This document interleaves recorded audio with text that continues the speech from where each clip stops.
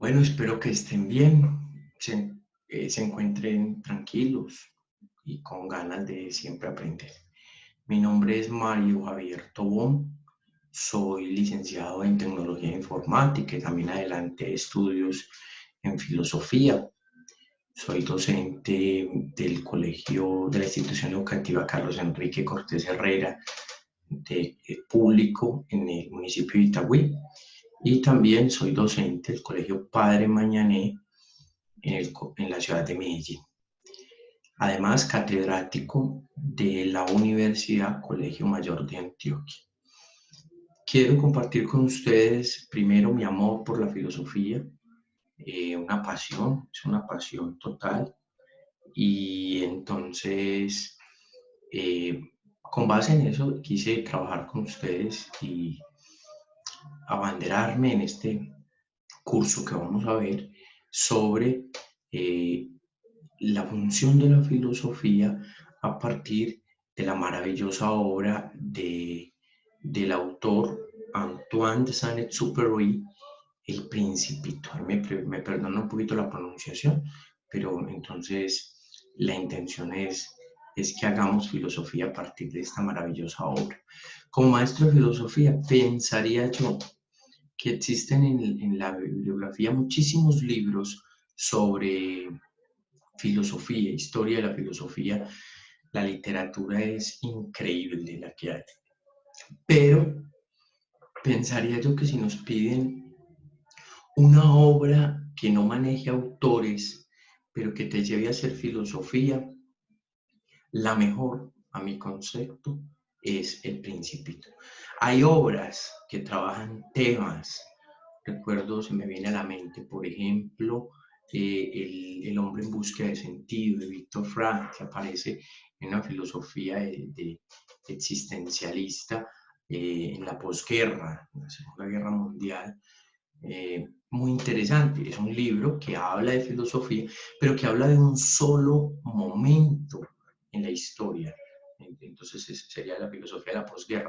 Pero El Principito podríamos decir que es una reflexión más desde el orden general. Es una filosofía. En El Principito tú puedes utilizar filosofía política, antropología filosófica, puedes trabajar existencialismo, puedes trabajar racionalismo, estética, y miles de observaciones. De hecho, en este primer video, donde vamos a iniciar con la obra, vamos a iniciar con un poquito de filosofía de la educación y de estética. ¿Cuál es la dinámica que vamos a manejar? Vamos a manejar de realizar, siempre vamos a encontrar unas actividades, vamos a encontrar unos textos, no muy largos, pero son unos textos de algunos filósofos que nos van a ayudar a ambientar, a complementar el tema que estemos trabajando, y vamos a tener siempre pues como un encuentro con el libro. Lo vamos a hacer no por capítulos, porque no todos los capítulos están enfocados en un solo tema, pueden haber agrupaciones de capítulos y puede que en un capítulo hablemos de varios temas filosóficos, pero la idea sí es que abarquemos en varias sesiones toda la filosofía a partir del libro del Principito. Es necesario para el curso tener la presentación, es decir, tener el libro.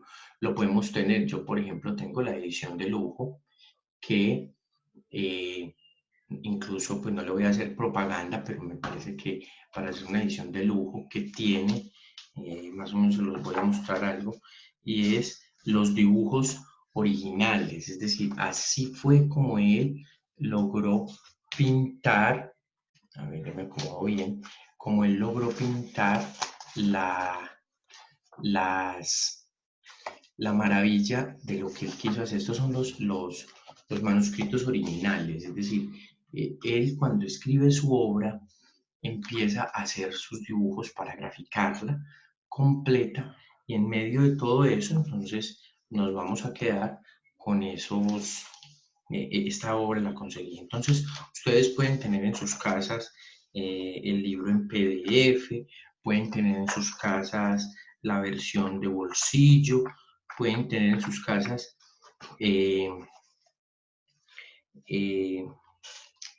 muchas cosas,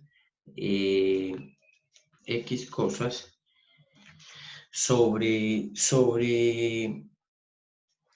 el libro, o sea, diferentes versiones, es decir, la que ustedes quieran acomodarse, tanto física como virtual. La obra tiene una característica, ha sido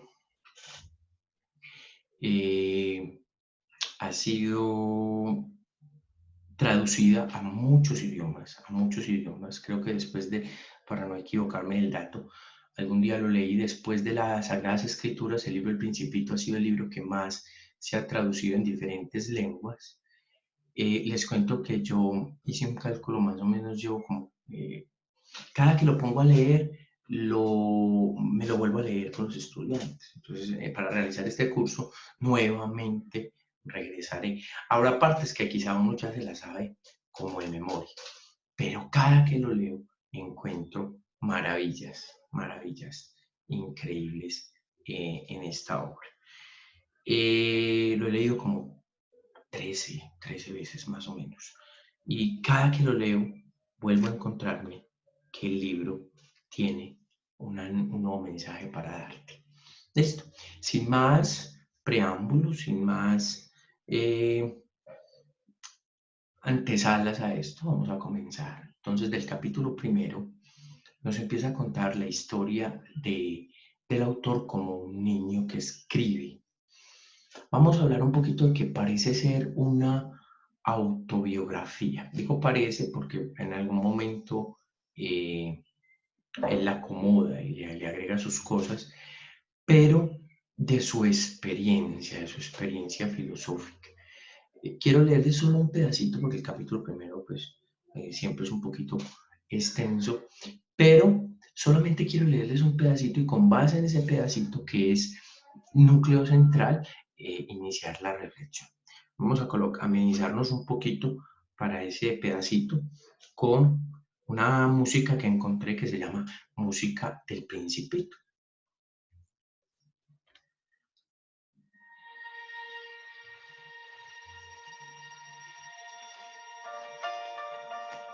Mostré mi obra a la maestra, a las personas grandes, y les pregunté si mi dibujo asustaba.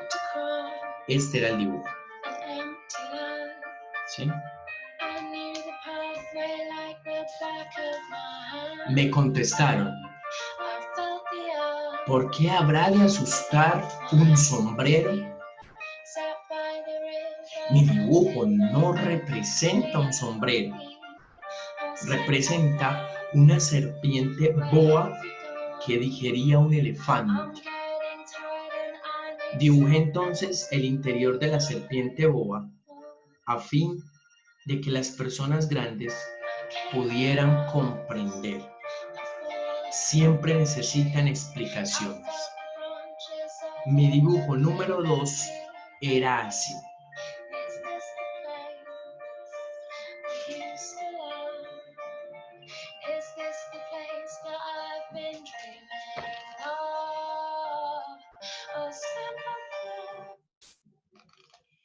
Bueno, vamos entonces a encontrar, en este sentido les hablaba de que en este primer capítulo vamos a hablar tanto de la estética como de la filosofía de la educación. Quiero comenzar con la filosofía de la educación. Yo llevo en este momento, voy a cumplir 18 años de ejercer la función docente. He tenido la experiencia de trabajar desde niños del preescolar hasta mi experiencia universitaria. Y he tenido la oportunidad incluso de trabajar en otros países, dando algún curso, algún día que compartí con ellos, desde el proyecto de Filósofos de la Vida, que lo vamos a ver también en este curso. Y he encontrado que nosotros los maestros, en ese sentido me voy también a tomar el papel de adulto, cuando vamos al proceso de comunicación con los jóvenes, cuando vamos al proceso de comunicación con los niños, siempre adoptamos una posición y es nosotros hablamos, nosotros explicamos, nosotros damos nuestros puntos de vista como si los que fueran a comprender seamos nosotros mismos, como si aquellas personas que nos van a escuchar fuéramos nosotros mismos. Es decir, a diario nosotros nos hablamos como al espejo. Si yo me estoy hablando, yo me estoy entendiendo. Entonces, en filosofía de la educación eso es una cosa muy difícil. Y yo he visto a mis compañeros educadores que se dan golpes de pecho, que se cogen la cabeza, que sufren, yo no aguanto más, yo no voy a ir más. ¿Pero por qué? Porque nosotros tenemos que ir al lenguaje de los niños. Aquí me quiero apoyar mucho en un filósofo que amo rotundamente, en el buen sentido de la palabra, que admiro, que ha sido como mi mentor filosófico y es el maravilloso Sócrates. Sócrates nos va a decir a nosotros en su vida que el lenguaje tiene que ser como lo dice en el Evangelio, como la gota de lluvia que cae, pero no vuelve a subir hasta que no empapa. Es decir, mi mensaje, mi lenguaje tiene que ir a tocar al otro, a sensibilizar al otro, a transformar al otro, pero desde su ser. Entonces era común ver que si Sócrates hablaba con un niño, se tirara al piso y hablara como un niño. Y si hablaba con un militar, se ponía erguido y hablaba con el militar. Y si hablaba con el político, hablaba en términos de política.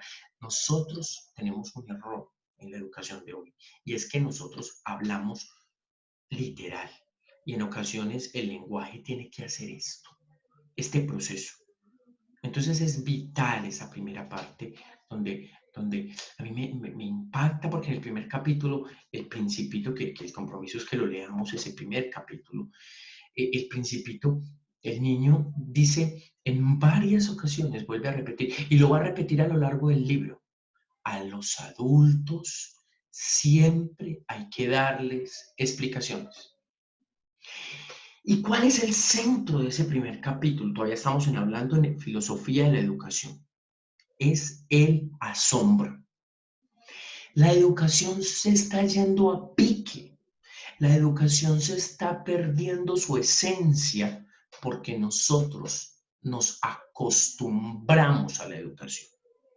Nosotros los maestros y los mismos niños y los padres de familia y los directivos educativos se acostumbraron a la educación, al aula de clase, a que siempre se hace así, a que de esta manera, tiene que ser de esta. Hoy la educación, diría yo, partiendo de un mensaje que nos deja el Principito, es filosóficamente asómbrate todos los días. Yo me van a disculpar, pero siempre en el curso les voy a contar anécdotas o experiencias de mi vida docente. A mí me gusta mucho porque yo le digo a los chicos siempre, hola, ¿cómo estás? Y si me lo vuelvo a encontrar a los 10 minutos, le voy a volver a decir, hola, bien o no. Y muchos de los niños me dicen, Mario, profe, ya me saludó. Yo, pero nuevamente te volví a ver. Y cada que te vea, me va a asombrar tu presencia. Yo los invito a que si no son educadores, pero sí están en el campo de la educación, porque todos aprendemos todo el tiempo, o tienen de alguna manera que formar a otros, siempre háganlo con la categoría del asombro. Todos los días empiezan igual, pero no son iguales. Todos los días tú tienes una rutina. El Principito, capítulo 21, nos va a hablar de lo que es la rutina, los ritos. Todos los días tú tienes un esquema de vida, pero si tú lo haces con asombro, si tú lo haces con esa imaginación de romper paradigmas, el mundo va a ser totalmente distinto. Tu vida y tu trabajo se va a volver distinto. Pero si yo salgo de mi casa diciendo otra vez, 40 muchachitos. Yo enfrente el tablero. ¿Cuántas veces llevo enseñando este mismo tema? Otra vez. Yo ya me lo sé. Ya sé por dónde empiezo. Ya tengo el taller. Lo voy a ir a buscar allá que yo lo hice hace mucho tiempo. Y yo no me asombro, ni le impacto asombro. Esto es un fiasco. Y va a la vida, tu vida. Si quieres, salgámonos de la educación, de tu vida. Si la persona con la que estás al lado le perdiste el asombro, perdiste tu razón de ser. Si con la persona que estás a tu lado te acostumbraste, yo pienso que el peor error que tiene el ser humano es la costumbre. Porque cuando uno se acostumbra, se vuelve una máquina. Las máquinas están programadas para hacer exactamente procesos determinados. ¿Qué es el primer aprendizaje de este niño? Este niño se asombró. A él no le importa si se reventó la serpiente porque comió un elefante, a él no le importa que la boca de la serpiente sea de este tamaño y el elefante sea gigante. No, en su cerebro hay una imaginación que rompe, hay una imaginación que daña esquemas, hay una imaginación que crea cosas. Al niño, al infante hay que dejarlo imaginarse, hay que dejarlo transformar. Que sea este un primer mensaje. Pero viene un segundo mensaje, yo les hablé a ustedes, les decía ahorita que otra de las reflexiones era la estética. ¿Por qué estética? Porque en la contemporaneidad hoy todavía nos estamos discutiendo sobre lo que es bonito y lo que es feo.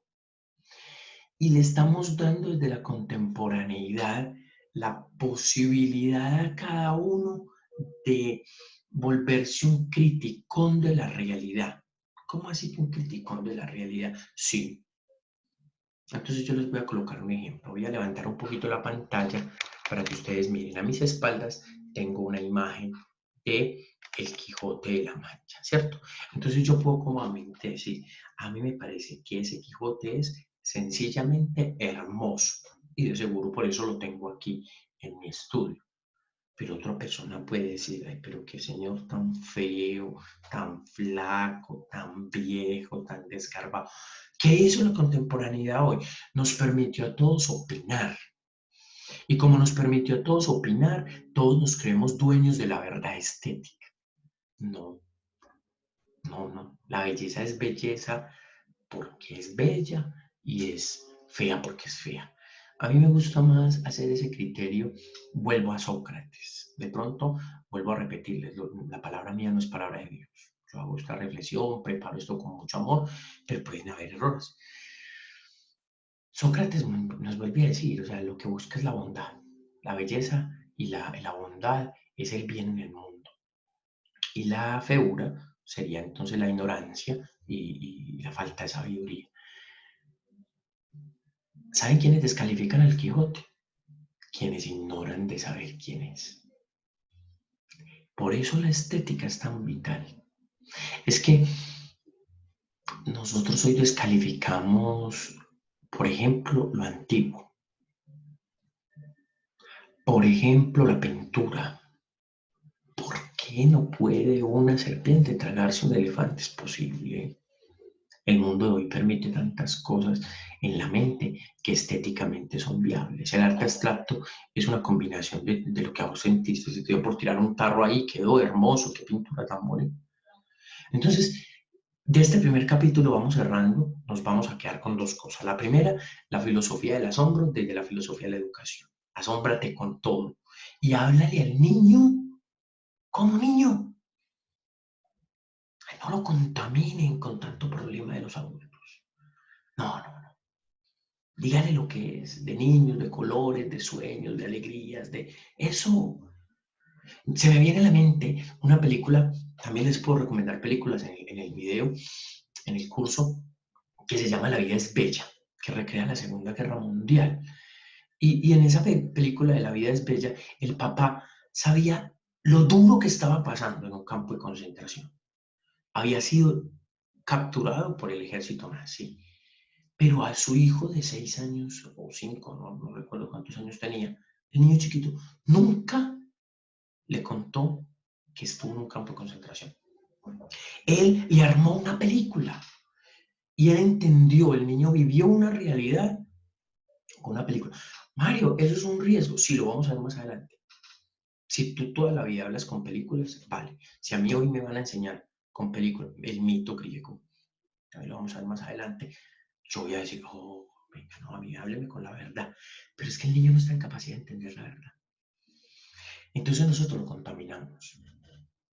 El niño que en clase se golpeó con el otro y los papás llegaron y se mataron. Aquí donde yo vivo, hubo un caso hace algunos años de dos papás que se mataron a la salida de un colegio por unos papeles que tiraron de unos niños. Los adultos entendemos las cosas a un nivel muy superior, incluso errado. Los niños al otro día estaban charlando. ¿Me hago entender? Y el segundo mensaje es el mensaje de la estética. Bonito, feo, errado el dibujo. Me acuerdo una vez un niño que me dijo, profe, yo quiero pintar el sol de negro. ¿Por qué lo quieres pintar de negro? Profe, porque yo fui a piscina y dije sol, solecito y nunca salió, entonces lo voy a pintar de negro. Siempre lo hemos pintado amarillo. ¿Qué problema hay que lo pintó de negro? Nada, él tiene su razón, él tiene su verdad y eso es filosofía. Les agradezco pues mucho este primer encuentro y como este vienen muchos más. ¿Listo? Dios los bendiga.